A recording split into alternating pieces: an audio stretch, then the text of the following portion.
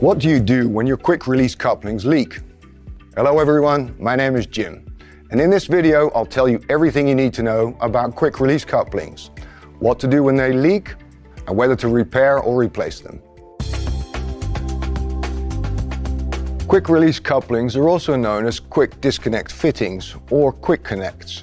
They're used to connect two applications. 99% of the time they link a flexible part, a hose, to a fixed part. And they provide a fast and easy way to connect or disconnect piping and tubing with a special design that's supposed to prevent any leaks. We see them in a wide variety of industries, including, of course, agriculture. For example, when you connect some type of machinery to your tractor, the valve that closes the system is a quick release coupling. They're designed to make it easy for you to attach, detach multiple hydraulic systems to your tractor and to switch between equipment without leaking any hydraulic fluid in the process. What type of equipment with quick release couplings brought you to this video? Something to hook to your tractor or something else entirely? Let me know in the comments below. Quick release couplings consist of a male and a female part. Inside the latter you can find an O-ring, which is meant as a seal to prevent any leaks. When a male and female parts are not connected, they're shut off, so no liquid should be spilling out, even when they're under pressure. Once they're put together, the valves open and your hydraulic system is complete. But what do you do when there's a leak? See how there's a tiny drop of oil on the connector? That's not a good sign. Like I said before, couplings are designed to be anti-leak. When a leak does occur, it's usually due to wear and tear or improper installation. It's important to take a good look at your vehicle, especially at the quick release coupling. Ask yourself, what do I see? What do I smell? Where did it go wrong? Let's get into the possible solution of repairing the coupling. So let's move to step number 1. Quick release couplings come in many different shapes and sizes. Two of the most common types are the poppet type and the flat face series. You have to make sure that both the male and the female components belong to the same type, as they're not interchangeable. Other important aspects to keep in mind are the coupling's dimensions and thread type. To help you find the right part, each manufacturer etches the part number into the component. Sometimes the number isn't visible anymore, in which case you'll need to do a little bit more homework and maybe try different options. Another thing you can do to find out the right size is to measure the outer ring of the male part. If you have one at home, you can use a caliper to do this. Cramp has developed an easy-to-use chart to help you find the right size and style of coupling.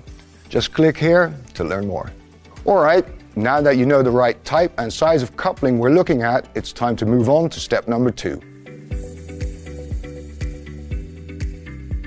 When it comes to leaks, the problem is usually the O-ring. That's the component in the female part that's designed to keep the fluid in the space between the two parts. It can get damaged around the edges over time and will need to be replaced every so often, depending on how much you use the coupling and what it's used for. This brings me to one of the methods to solve a leak in your quick release coupling.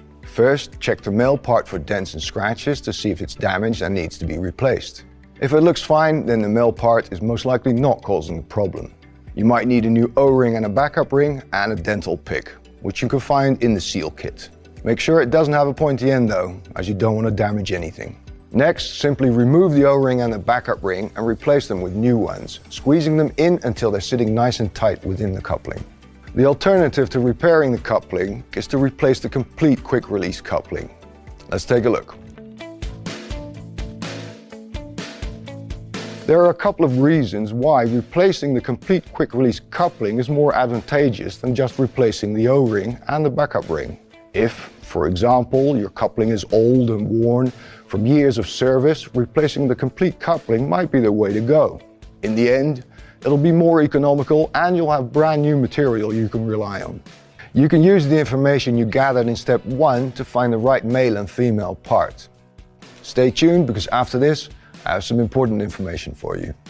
Remember, it's important to find the right match for your machinery. And if you do decide to replace the coupling, here are a few things to keep in mind. Safety first. Don't just open up your machinery as the system might still be under pressure. First, you have to make sure that all pressure has left the system.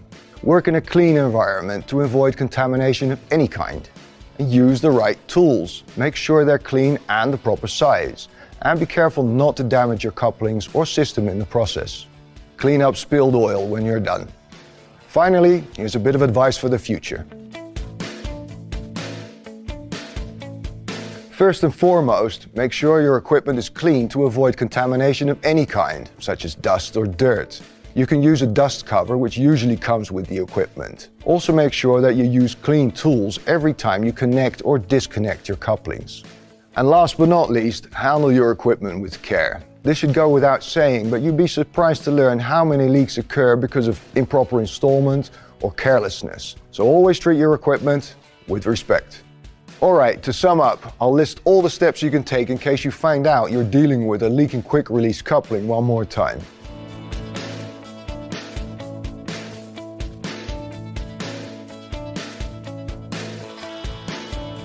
Alright, there you have it. What to do when quick release couplings leak, and some advice on how to prevent it from happening in the future. We have a lot more videos for you, so make sure